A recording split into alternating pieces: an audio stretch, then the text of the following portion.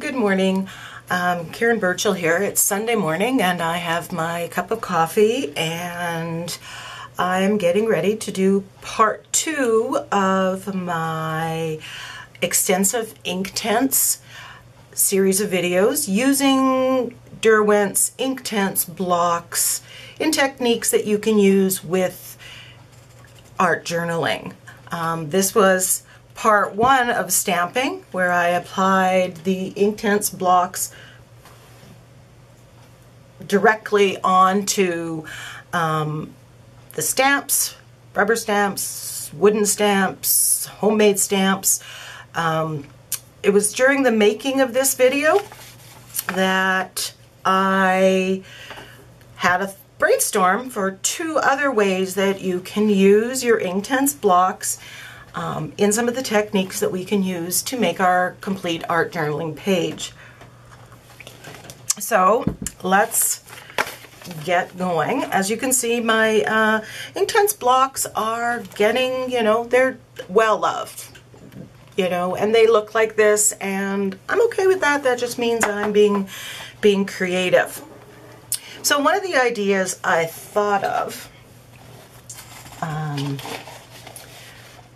in there, and I'm just moving the tray so I can access some other colors that I haven't had. One of the things that I thought of is I can use it to actually stencil stamping, and so we're just going to do that. Again, over here, I'm just going to zoom out a bit. Over here I have my Baker's silicone mat.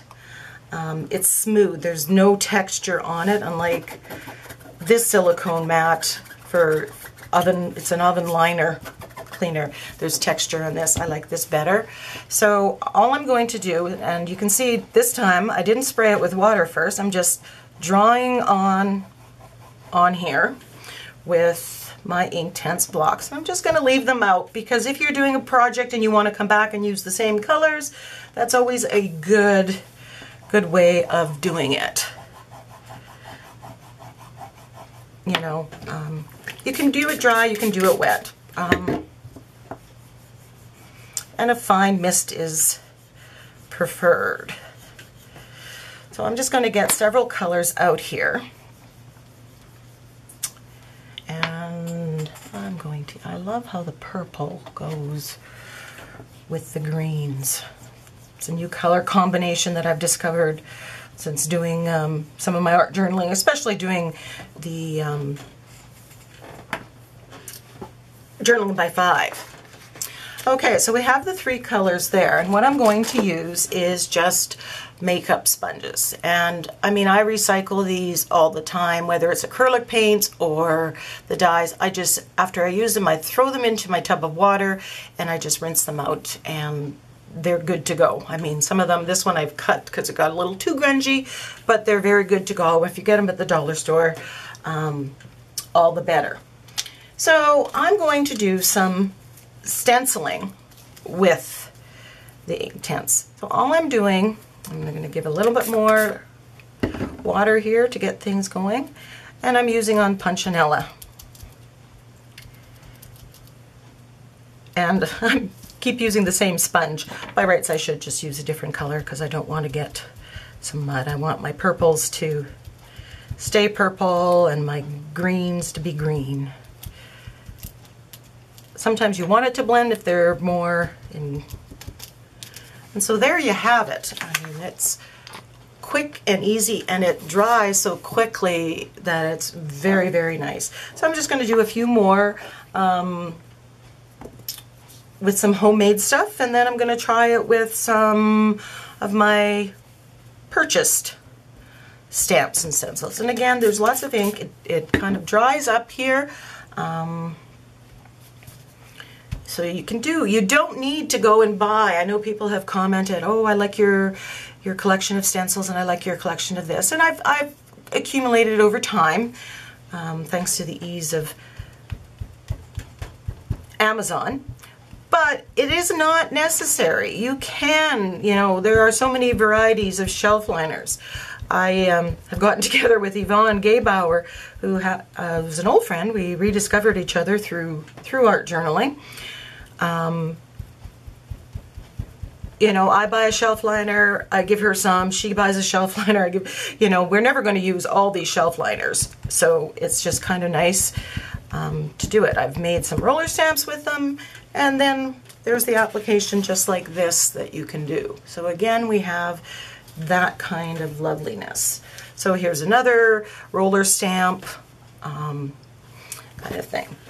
So I'm going to grab my stencils here. I'm just gonna put this over here, and I have my stencils in a scrapbook binder. My 6x6s are in this binder, and my larger ones are in this binder. So I can just go and pick. This is Delusion stencil. Put that on there. Give a little bit of a spritz. I'm just going to add more ink because it's a large stencil to stencil. I'm going to just zoom in here since you've seen how I've applied this on here. It's always a good idea. Keep the Inktense blocks out until you're finished the project. It helps being able to figure out which one you're using. So I'm just going to randomly, and because it dries so fast, what I find and I'm liking is that it doesn't blend. You have less likelihood of making mud because it's not liquid upon liquid, and the drying time is so quick as opposed to acrylics, which you can do the exact same thing with. And I'm wondering why I didn't do this on my last journaling by 5s, but we can do that next time. Get some green in here. I noticed in my videos that I kept using the same colors, the purples, the pinks, the blues. So I thought, oh well, I better show people that you can use other colors. But it's true. The purple, the pinks, the blues are my happy space. They are my happy colors, and I just wanted to make sure that you could see the colors. I had done some with yellows, and you know, it just doesn't show up as much. So I think I moved the video there, or the stencil a little bit, but there you have it. So, you know, a nice background for an art journaling page. There's non-gessos on here. I'm going to do a stencil on gesso, just so we can see how it works. This is just an old address book, telephone book that I had ripped out the pages with people's names in it, and I had gessoed it, and it's kind of collecting stuff, and you know, I'm going to do whatever with it in time. I'm not sure, but we're going to give it some layers of colors right now.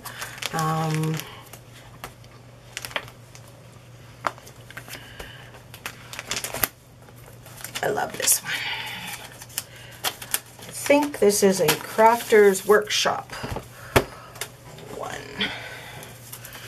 We'll just put that there. Let's get some other colors on here. Just zoom out so you can see. Here are my Inktense blocks. Lifting out.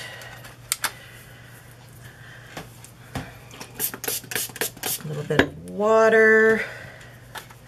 Actually, I'm going to use this one again so we can go back here. Don't need to make another puddle of it.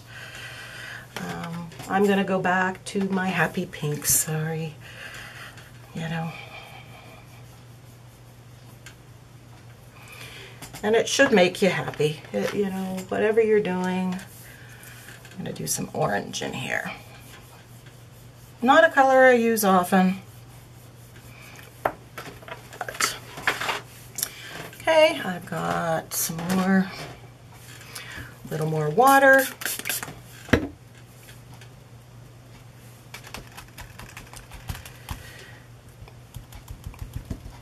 And I'm just, there we go. I see some people with their video cameras and have a remote. That would be so cool, of course.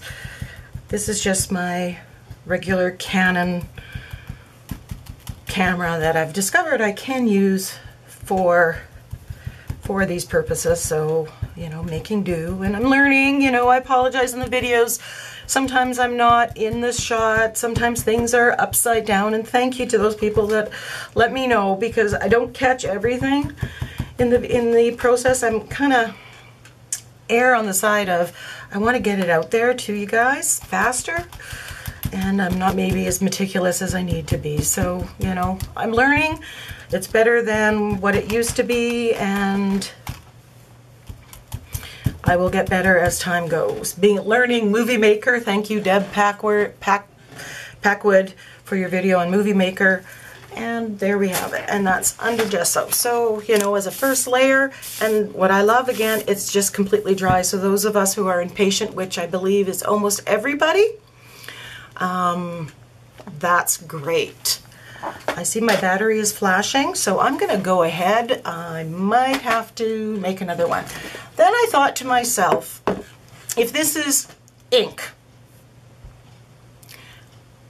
can I not make an ink pad? You know, I can have these colors here, but inevitably at the end of the day, I can let them dry and reconstitute them, no problem.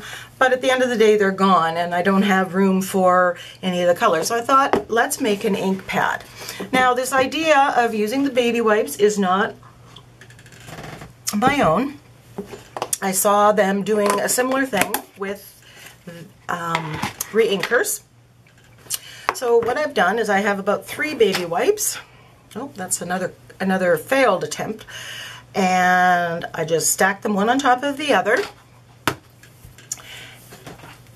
And I took the colors and I went up and down on them, and pressing to get lots of ink on there. I did add a couple drops or a spray of alcohol, rubbing alcohol, just to make sure if I'm keeping it longer, it doesn't grow mold. I don't know how long it can be. These have been around for, well, this is just a day because I thought of this, kind of. So we'll see how the stamping goes. And then I'm going to make one with you on camera. So what I'm going to do is grab some of my clear stamps here and my acrylic block. This is Owl Stamp. It was from our dollar store, which I believe Dollarama has the same Forever in Time collection. This whole stamping was $1.50. You know, it's kind of a no-brainer. So what I'm going to do here, very quick and easy, is just press. Now I find that if you press too hard, the liquid comes up and sometimes it's too runny. With this you get, as you'll see, a very watercolory look.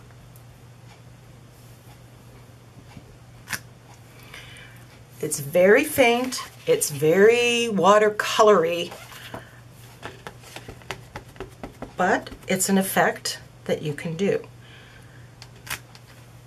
Plus I can keep this. So if I'm doing like Christmas cards or a series of Thanksgiving cards or something, and I want to have the same colors and I don't want to have to leave it out here and waste paint or ink from the Inktense, this is what I can do. Just for comparison's sake, I'm going to wet this up over here, the colors that I've had, and I'm going to dab it in there just to compare what it looks like, because if you're going to do one or the other, it kind of, whoops, owl going up, I find this gets a lot of wet, and if you just tap it a couple times off to the side, you get rid of some of that excess moisture. See that it's really hard to do it without smudging to ensure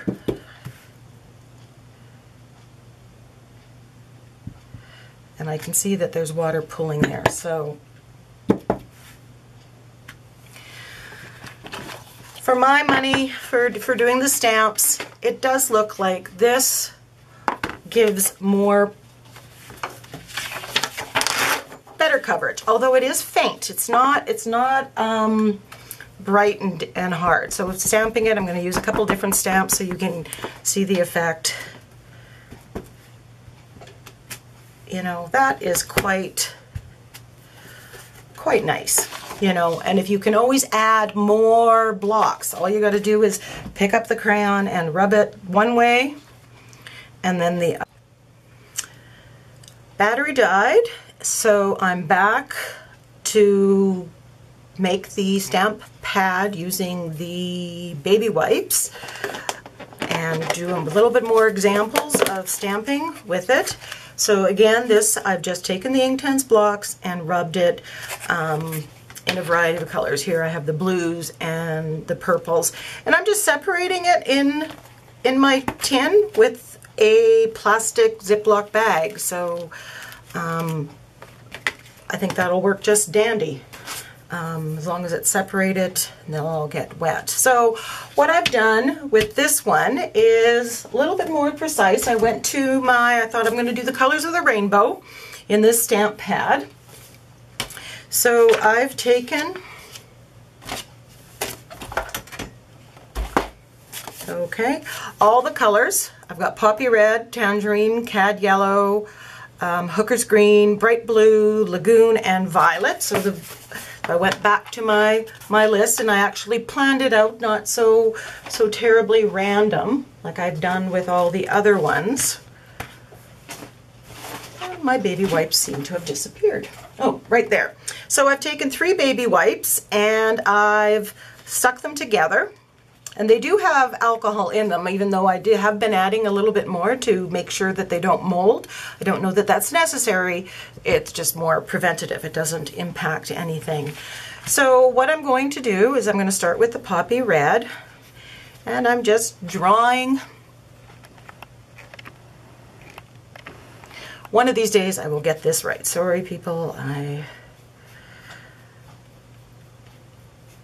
can't seem to do it. So the poppy red, tangerine,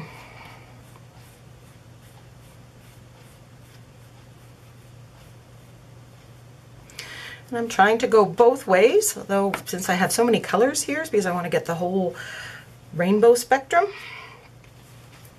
Cad yellow, cadmium yellow, hooker's green. There was a debate on one of the groups that about where the name came from. I think it came from a botanist or some scientist that studied plants.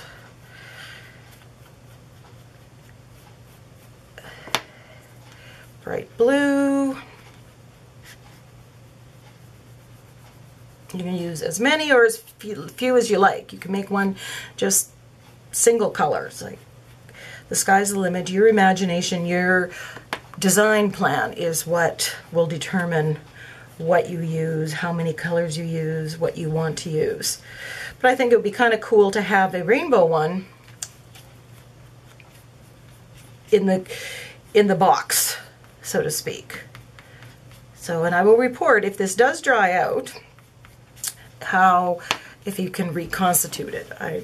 You know, it's one of those things. You try, and it's a lot of trial and error, and but if you don't imagine it.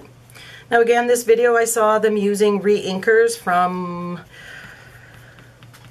different ink pads, distress ink and the like. I'm just going to go back, kind of blend over the edges here, make sure I have a good stash of color on top. cadmium yellow. Most times when I'm doing the video, I'm just grabbing any color and color combination, and you know, just to show you the technique, not the specifics. So that's done. So let's see, I've got Stampers Anonymous, Tim Holtz's Starburst here. So I'm just going to use a bunch of my stamps just to see what kind of an effect we can get. And this is good for larger stamps that are bigger than your stamp pad. And again, tapping it, although I didn't add water to this, so I'm wondering if it's going to work even better. And I am paying attention this time to where the camera is. So that is quite lovely.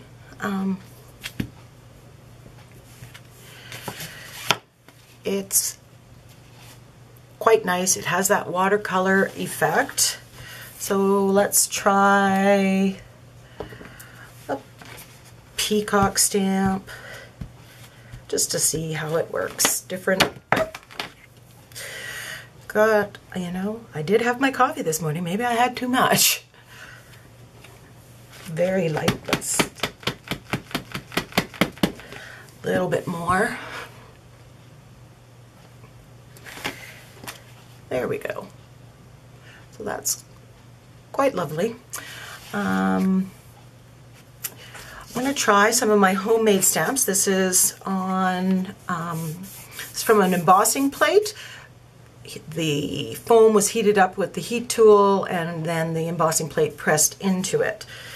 So that's on the YouTube channel, Yvonne Gaybauer, My Therapy Room. Her and I got together and did a series of three videos on making your own homemade stamps. So again, check those out. You do not have to go and buy various stamps from places. You can do your own. This one, we have my shelf liner. It seems to have found its way on lots of my stamping tools, bigger, littler, more easily accessible. Stamp, stamp, stamp. Tiny bubbles. I think there we go. So it's working. Now, just to do some comparison,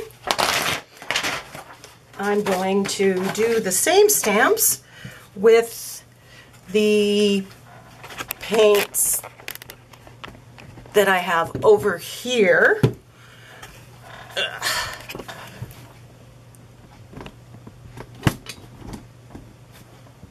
Over here. Yeah, that's it.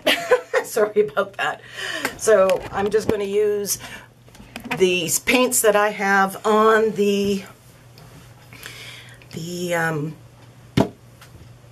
silicone mat, and we'll see how we compare.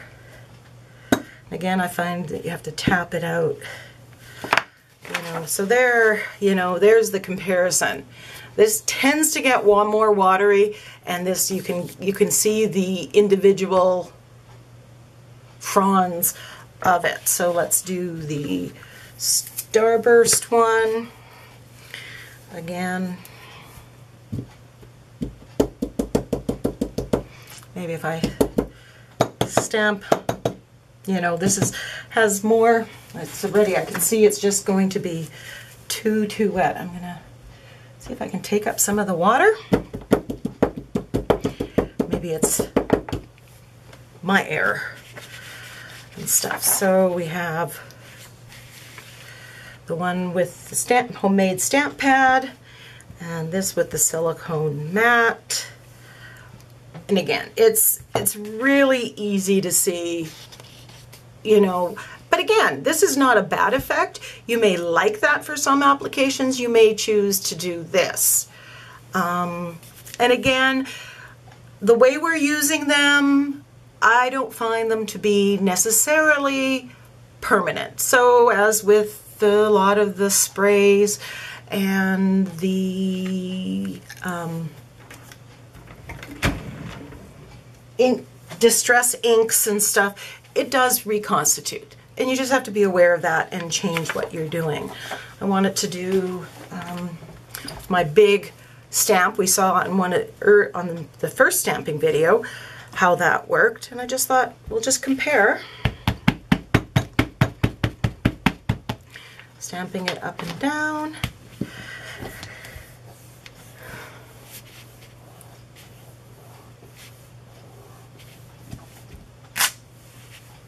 So it's very, very faint.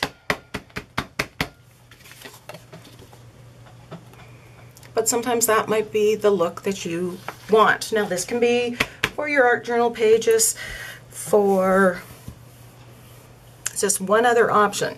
So to put it on the stamps, you can have it on the silicone mat, you can put it on directly, with painting it on directly with the blocks, or you can make your own stamp pad with multiple colors or one color.